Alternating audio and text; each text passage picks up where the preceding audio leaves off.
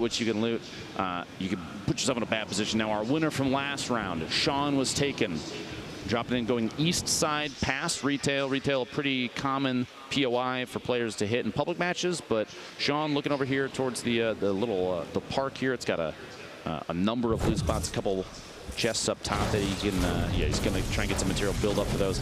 And landing right on a weapon, which is, I mean, that's the smartest play you can make. You know what it is? I actually have a buddy named Connor who loves to land at this area, and it's because there is 7 trillion metal.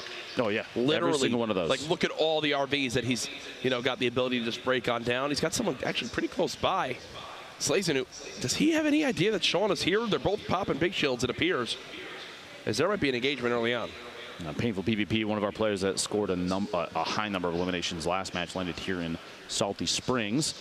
He's got a number of, he's got some neighbors that he's going to have to deal with here in a second, and that house that he dropped, that treehouse, a pretty common one because there are multiple 3 chest spawns in one house. High density loot is something you'll see a lot of players, competitive players, favor because there's more chances of landing directly on a chest. You don't have to panic. There's it's planning, it's coordination, and it's a lot of forethought.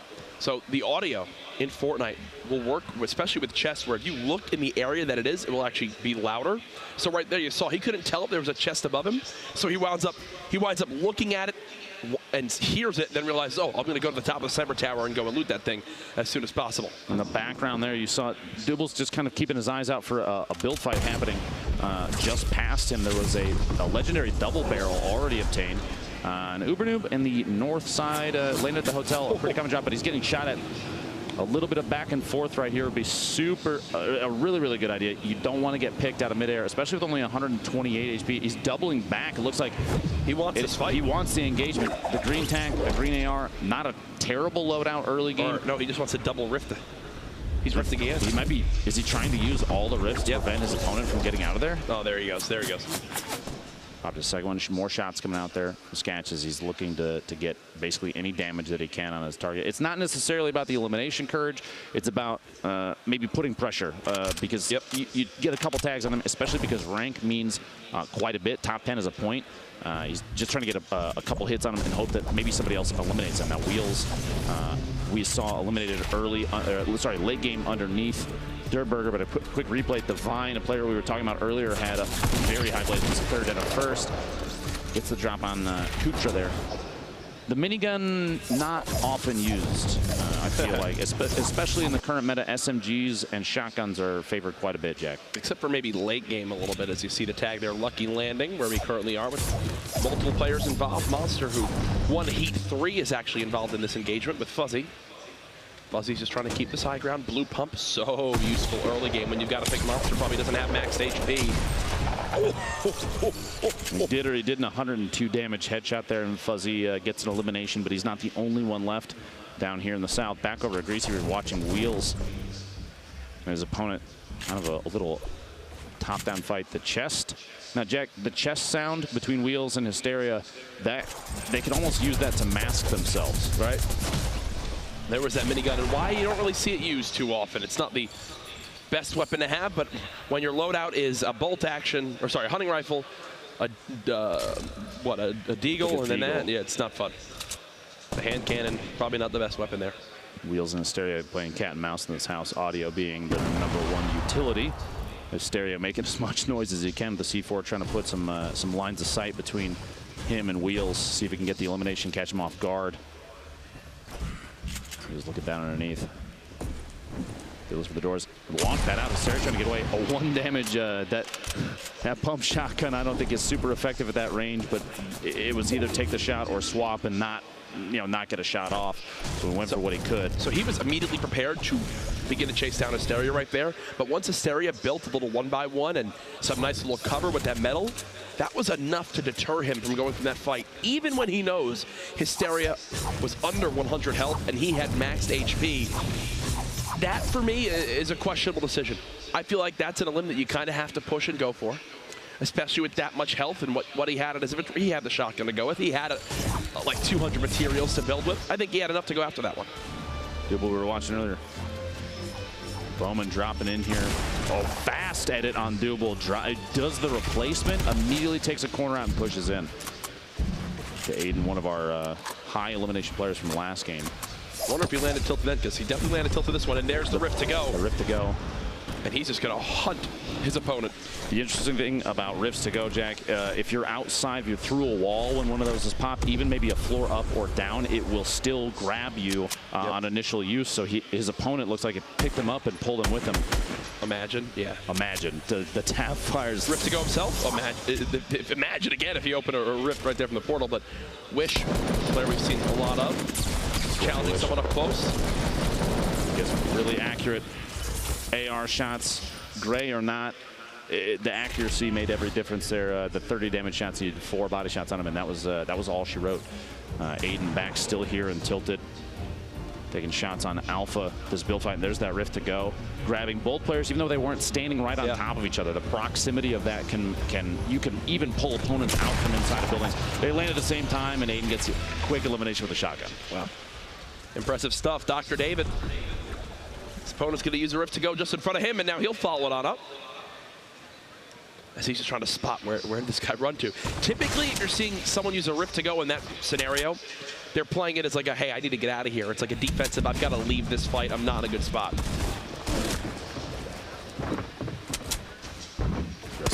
Aiden looks like he potentially missed a jump and had to drop back down and build a bit of cover for himself. Sorry, Cat's Toss, my apologies, got the names backwards there.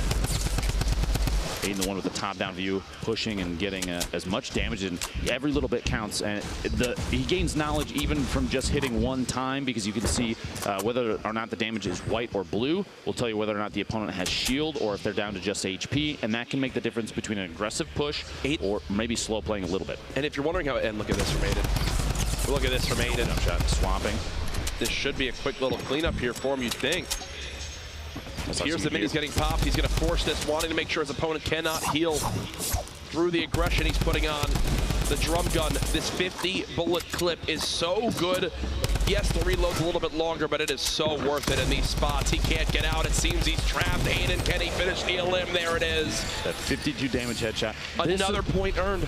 This is why even the green drum gun right now is one of the most powerful and 100%. most utilized weapons, because up close, when you're at the point where there's no damage drop-off, a 52 damage headshot takes an opponent out 50 in bullet clip. 4 hits.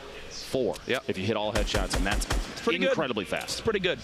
I'm being honest with you. I think that's the understatement of the century.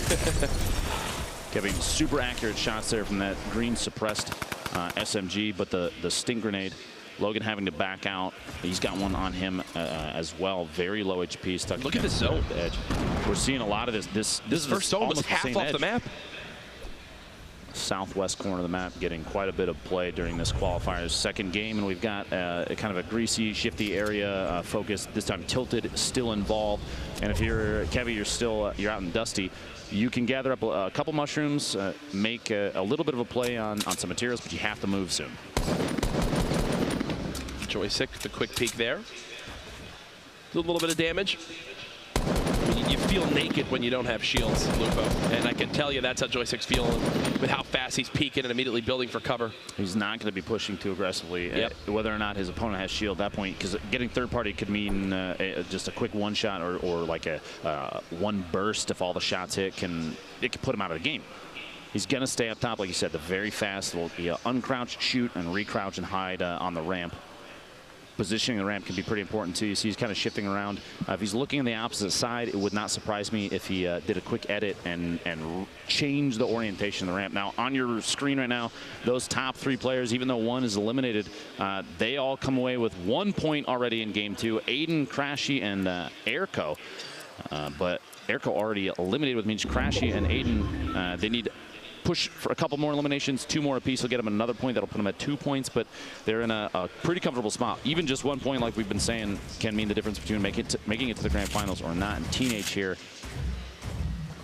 stop watching the pushing the opponent. What a shot on Ash. But here's the thing, not able to loot because he only has 7 health. So yes, he wins that fight, but he's immediately got to start sprinting. Can't even get kind of his little gifts that were left behind. The boogie bomb. Uh-oh. They gotta get the boogie bomb. He's got to rotate down. Stays out long enough. The boogie wears off, but he's getting this Grenader Jake, one of our guest casters from yesterday, now playing in the qualifiers today. That's incredible. Cass yesterday qualifies today. The jack of all trades, as Yeah. they would say. Or maybe the Jake of all trades. Jake of all trades. I'm leaving. That was abysmal. Okay, courage. Oh, man. I thought I was the one that made bad jokes. My friend. I love you, Ben. Let's see how Takata plays this one, though. Both players getting third-partied, one from the west, one from the south. No materials left. He's kind of panicking, and great, you picked up 9 metal. It's not going to get you very far.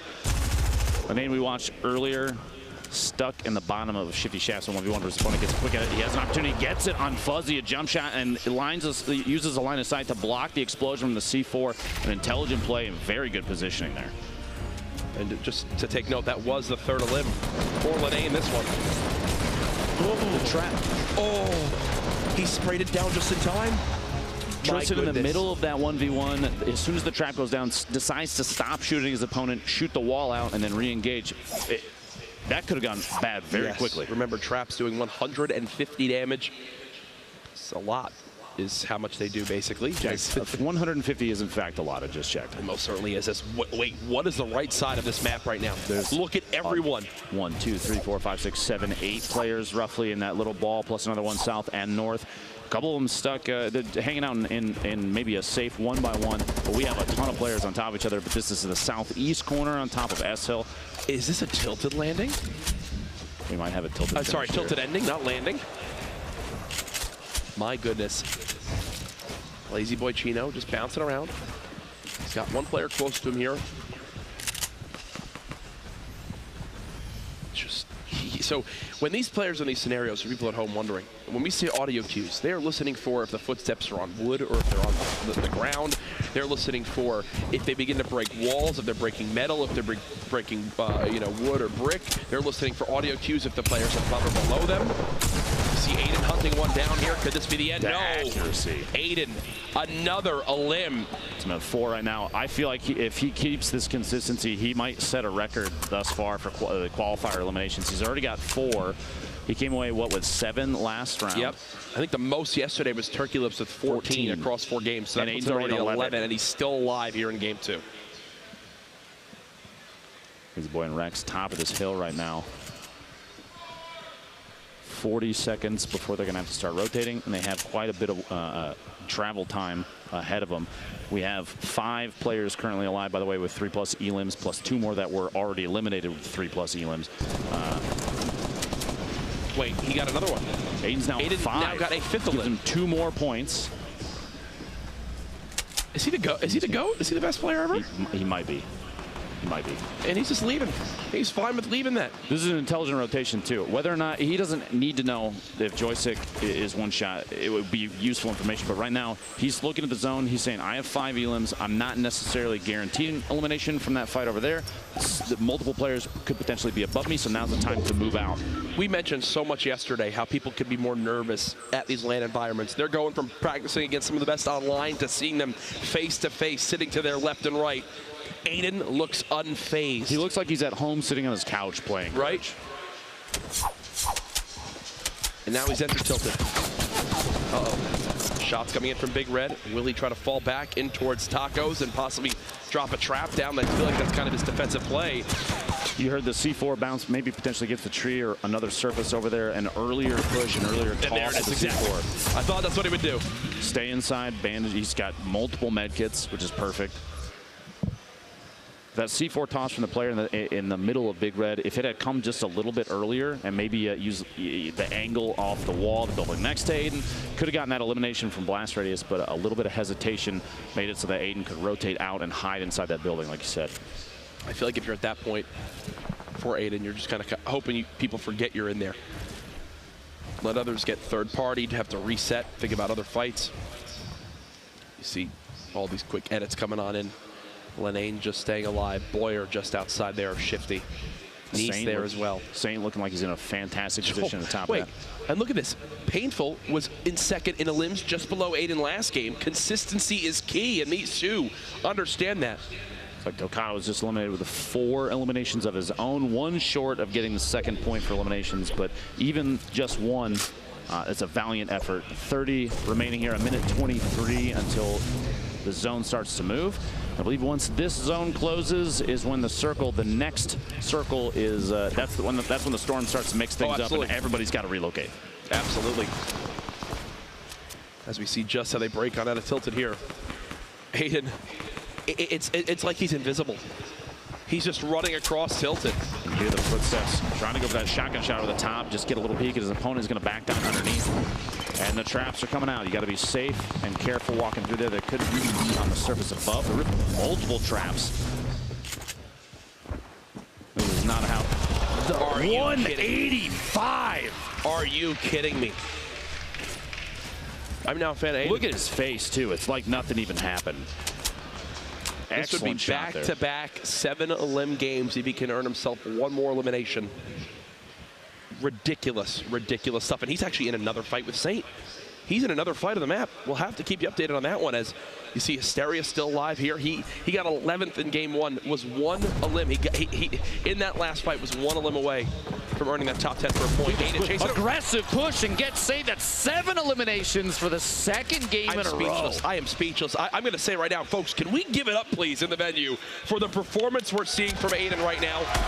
Mind-blowing stuff. 14 elims has already tied #1 from yesterday, which took them 4 games to reach that point.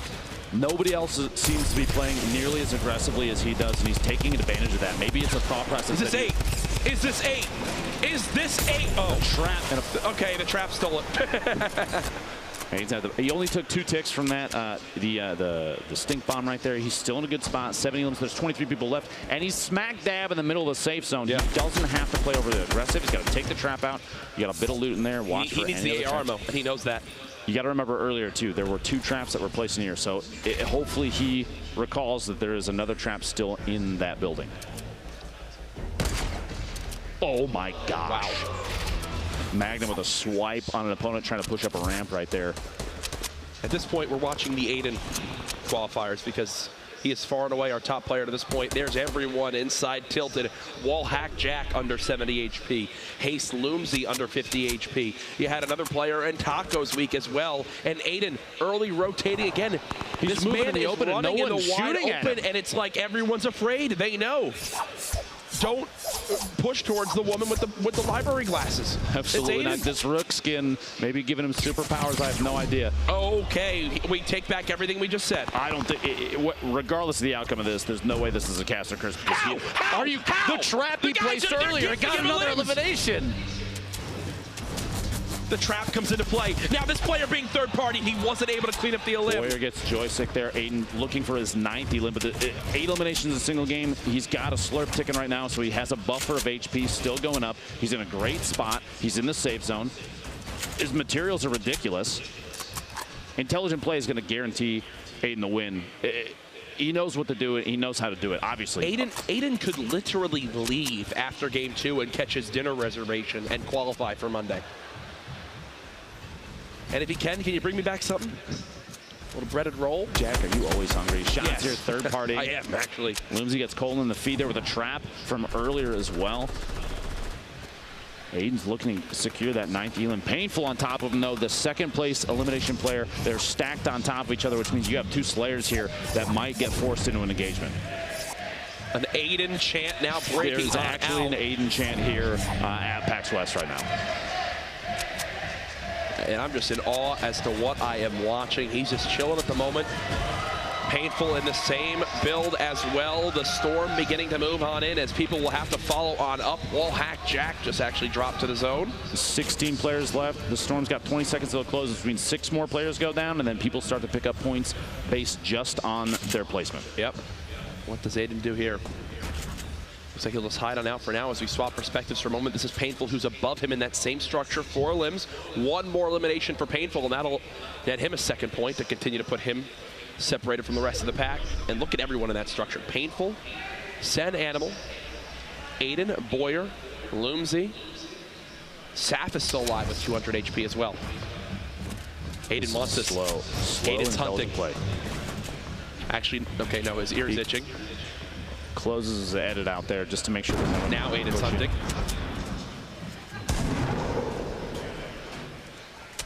And what the theme I keep seeing, Lupo, is he is absolutely the first to just charge on up and move to the best positioning for the next zone early on.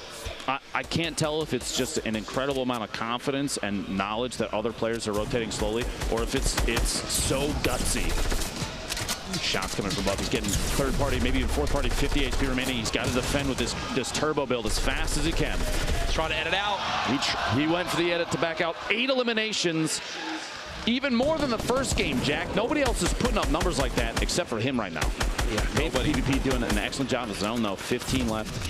He's got 4 of his own. Gets rocketed by Lenane. Caught off guard. I shouldn't have said a thing, but Lenane making an intelligent play there and saw him from above. Lenane, look at everyone having to move through that zone right now. Lenane is in a brilliant position to spray on down. Look at all the layers being built, and he says, you know what?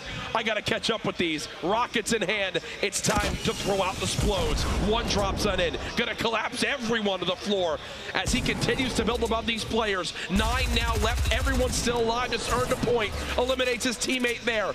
More pushing out forward. Only 6 left as Lenane continues to keep this high ground. The number of layers, the number of little chambers that are being built here. He needed the materials. He had to go for it. At one point in there, it looked like some players were even holding hands almost. Tristan Hip going down to Boyer, an SMG in the feed, but Lenane has the launcher out. He's looking for it. It's not the only explode he has either, Jack. He has a single C4 left, which could come in key for dropping a structure late game, get an opportunity on another player and timing. Multiple remote explosives being thrown. You see, Lenane for a second was wondering if that was his own structure. He only has about 11 more materials he can build. Is he going to try to time this rocket? He is.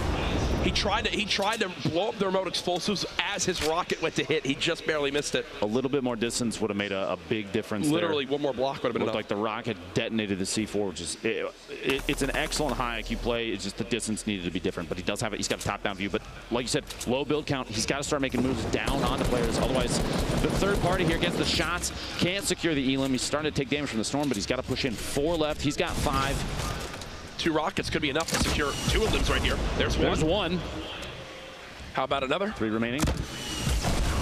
Doesn't quite connect. 3 players left. 6 elims right now for Lenane. Can he wind up securing maximum points with the 7 elim bonus and the Victory Royale bonus? That would be, I believe, our first 6-point game we've had yet this weekend. There's a shot. Oh! The edit from above from Animal right through the metal surface there. He caught a window and took the shot with a shotgun and got Lenane on the rotation. 1v1 Animal. Animal building out up, and this earns him not only another point for potentially the Victory Royale, but if he gets the final elim, that puts him at 3 eliminations. He's got all he needs. I've got Animal as my favorite to win this game. Let's see if he can secure it here.